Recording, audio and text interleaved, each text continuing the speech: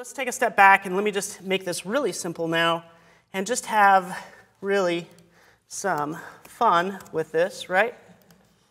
So I'm just typing in a word fun, right? I'm going to do something more of a graphic design scenario, okay? This is something real world.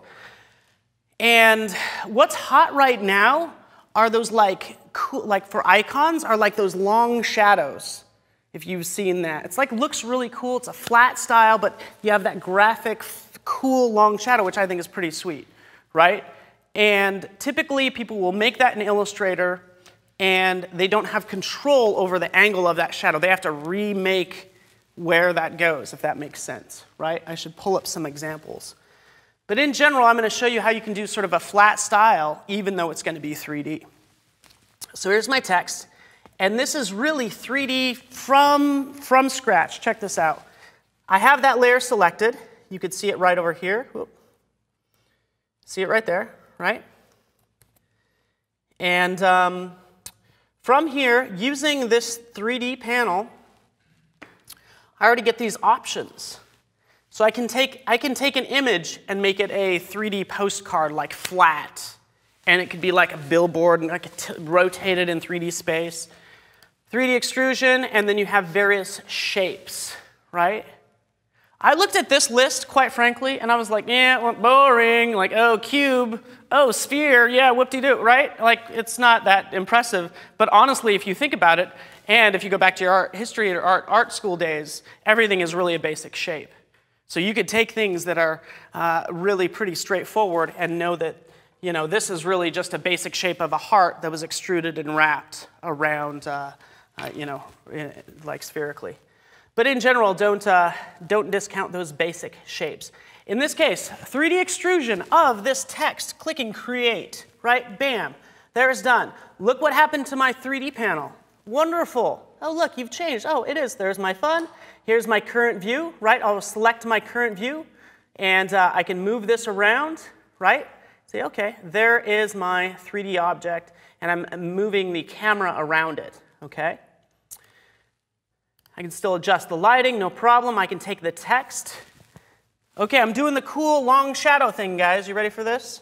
I'm going to take the word fun, and I want to rotate it up. So I can select it, and I can rotate it up, just like I did earlier, like that. And then I want to move my camera so it is also coming from the top as well, right? Let's just hide that stuff. All right. Not perfect, right? I know you guys are like, if you're like me as a designer, I'm like, okay, that was not 90 degrees. Fix it, Paul. I get you. I hear you. Selecting that word fun, okay? And whatever layer I have selected, I want to jump over to the properties panel. That's where all my various settings are, right? So I can select that word fun. And I can go to the coordinates for that particular item. And that's where I obviously get the position, the size, the rotation of everything.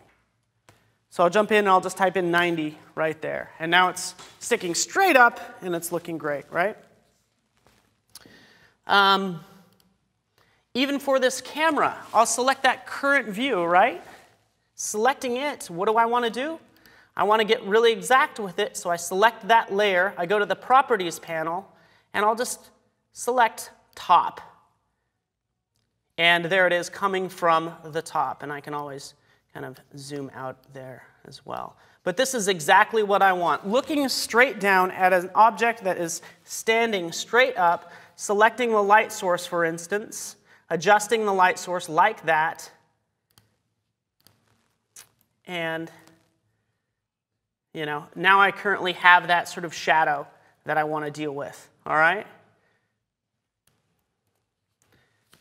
Not bad, okay? This is better than, honestly, Illustrator, because I could do a sort of like the step and repeat, like I could do a blend of shapes is how I would do that in Illustrator to get this, but the cool thing is I can change this at any time. If I decide, you know what, let's have that go at that angle or that angle, all right? But let's have some more fun with this, guys. I want to make this look cooler, so bear with me as I just like design this for fun, right? So I'm going to select these different materials. I'm going to change the material to white.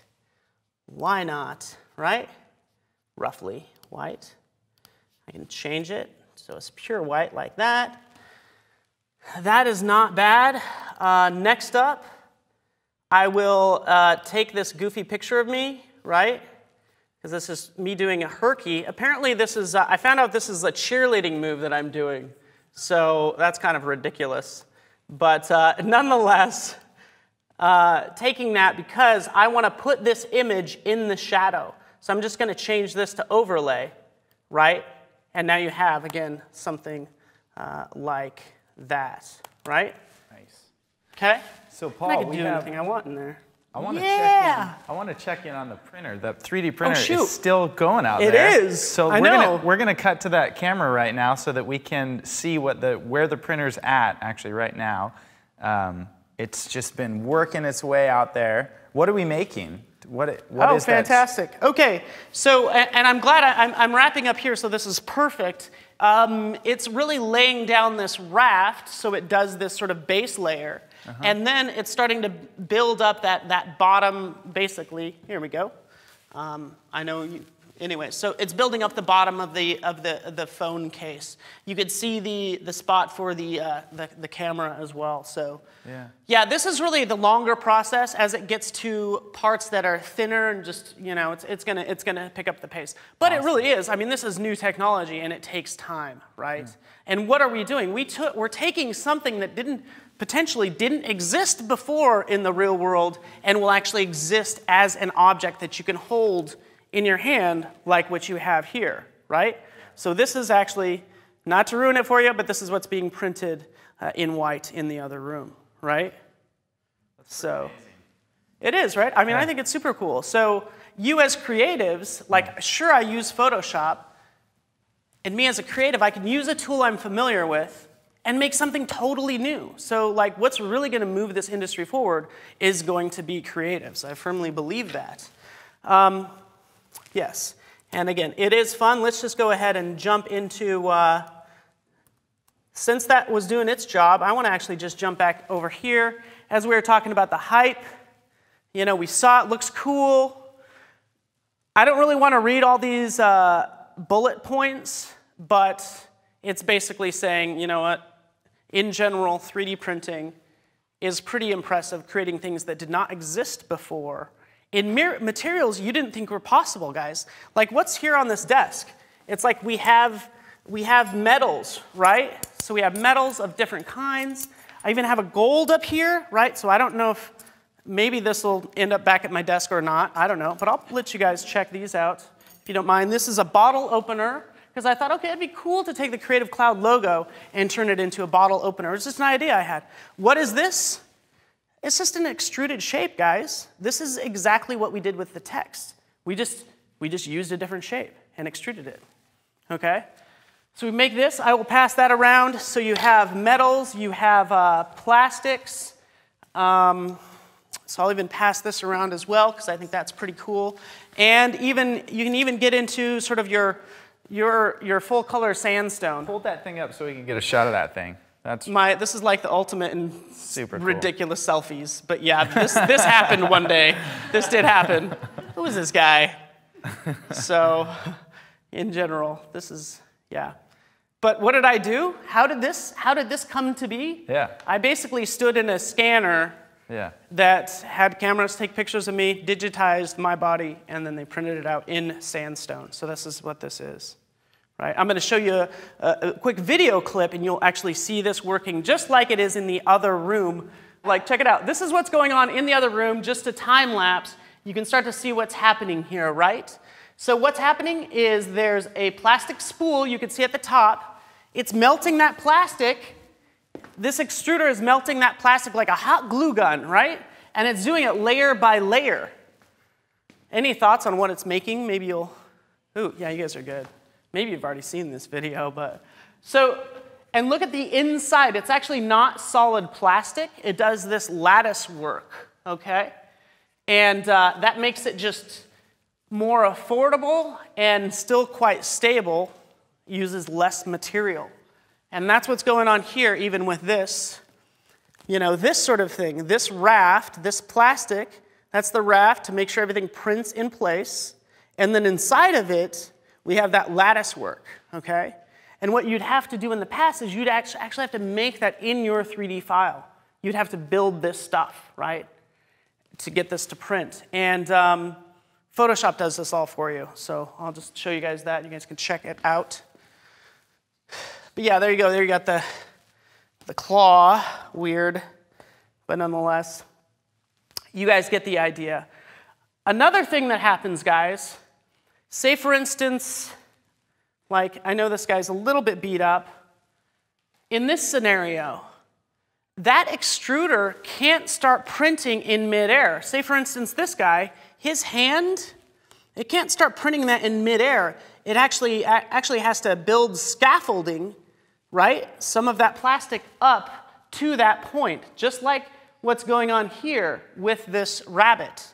It can't start printing the ear or these other parts in midair. It builds the scaffolding up there, and what's going on here is he's tearing off all those little pieces, right? Again, you would have to actually build in that scaffolding in order for this to print correctly. But with Photoshop, it takes care of it, and you guys will see that live. Because that's what we're doing. All right. You guys have a sandstone version? So that's going, and yeah, I'll trade you. Are you done? Hey, where's the gold piece? I knew it ended up missing.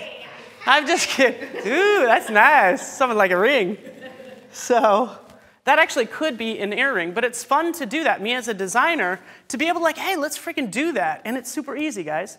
Full color sandstone kind of works on the same principle of layers, okay? Just real fast, because what do you have?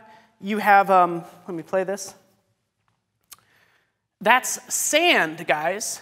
That's sand, and they're basically treating it, or like sort of adding this glue layer each time, and it doesn't need that scaffolding, right? It doesn't need it because that powder is holding it up. That's why you'll see those sandstone pieces are really tight. There's no scaffolding on any of them, but you can see it right here.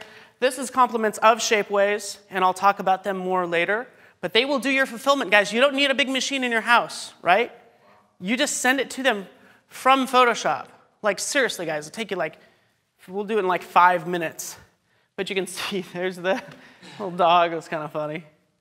So, nonetheless, you can see the various selfies.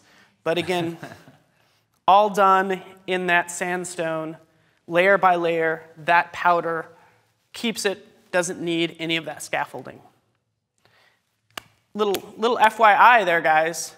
Shapeways is a company that does fulfillment for 3D printing, just like Sculpteo in Europe, right? Both are great.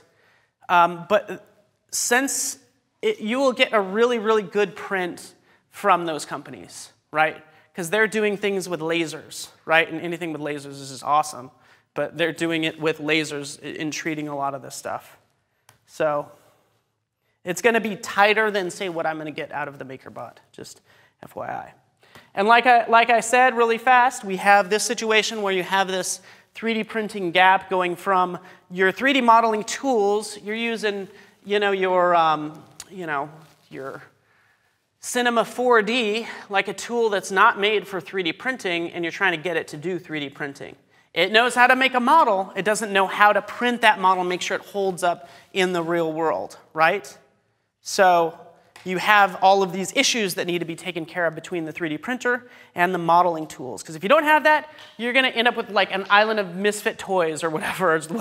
I have that. I have a mess of things at home. That's okay. Things aren't 100% successful all the time. That's how new industries work in general. And Photoshop's here to fill that gap. Just like Photoshop, guys, you're not taking photos with Photoshop. It really is your finishing tool, and it's the same thing for these models. Right? I showed you guys how to do some modeling in Photoshop. You're not necessarily going to create everything in Photoshop. Photoshop's not trying to be your 3D program. It's not going to take the place of Cinema 4D. That character that's being passed around, I made him in Cinema 4D. Don't worry about that. I know it's all crazy. She broke it. Can we get a zip? She broke it. No, I'm just kidding. No, you're good. It didn't. It's fine. But I made that in Cinema 4D, brought it into Photoshop. I actually did a lot of the textures and the color, and then I printed it from Photoshop thanks to Shapeways, right? So again, it's not trying to be your, again, just like we did in the 80s, by the way. This is the only, I feel like this is kind of like a marketing slide. Forgive me, but Adobe's history, it's built on PostScript, on being able to take what you have on your screen and printing it out on the printed page. That design integrity, that's what our history is built on, right? And so that's kind of the whole thing. Whether it's photos or whatever, that's the deal. Paul, can we cut back to the... Yeah, let's see how it's doing. Let's see how it's doing. I just want to keep Let's cross our checking fingers, everybody. I wish it might be still on that same layer. Yeah, it is. So it's starting to work on the sides. Okay, that's good. See how it's just going to wrap around there. Sweet. And I can see a little bit of the lattice work there, too, on the inside. That's awesome. And you'll start to see some of the... Might start to see some of that, the scaffolding being built in. Cool. That's pretty cool. So we will have that in a second, which is great. And that's what's being made all from Photoshop, guys. And I can talk all day about the cool examples that are out there. Typically, what I will do in these scenarios is I'll use a MakerBot. Like I have a MakerBot at home. I'll use that to prototype and make things. And then I might send it to Shapeways to get, say, the final version. Because they have the $250,000 machines that are going to get nice and tight and awesome. But I'm using it to prototype things. And in that case, like, let's take this, for instance. This is the little Adobe stand. And it's actually a phone stand, so I can take my phone out. We could use it for business cards. But what is this, guys? This is just an extruded logo, right, that I then printed up at home. And Adobe liked it. And then what did we do? We sent it to a larger manufacturer, and now you can buy it online. So this is like the manufactured version from a fulfillment center, wherever. But in general, I'm just kind of showing you. It's like it started as a concept at home, and then we sent it out to be mass produced. I'm not going to be printing 50 iPhone cases on my MakerBot. I could, but that thing would be going all the time, and maybe the sound would drive me crazy. And that even gives you more materials. But this is actually like a rubber, so that's kind of fun to check out. Yeah, you can't break that one. So that's why I'm passing around that one. Let me pass around something that's not going to break. So, I need to be a little more stable. So I can get into all these various fun pieces. Eric Van Straten, some of my favorite artists. This stuff is sick as well. I can go on and on about all the amazing work out there, right? So they did this, guys. You would love this as designers. Archetypo, this company did the alphabet, this type alphabet. So they'll do Courier. Courier is your typewriter font. So they have all these little typewriter bars with like the C on the end, and that makes up the C, right? Yeah, so it's like universe looks, I don't even know if I have that. Yeah, this is universe, for instance, and that looks like a universe. They 3D printed that. So jealous of them. I don't know if this is inspiring or it just gets me depressed. I'm like, that's such a cool idea. Sebastian Errázuriz is an artist down in Miami. He did like 12 shoes for 12 lovers. So that's like the heartbreaker shoe. But again, an installation piece. But seriously, you could see that at Fashion Week, right? And there's other artists that have done that as well. This is the Crybaby. So he went out with a girl, whatever. I don't know how his ex-girlfriends feel about these shoes. The Gold Digger. Oh, snap. I can't believe it. But yeah, that's kind of, you guys get the idea. There's the Jet Setter, and we'll move on.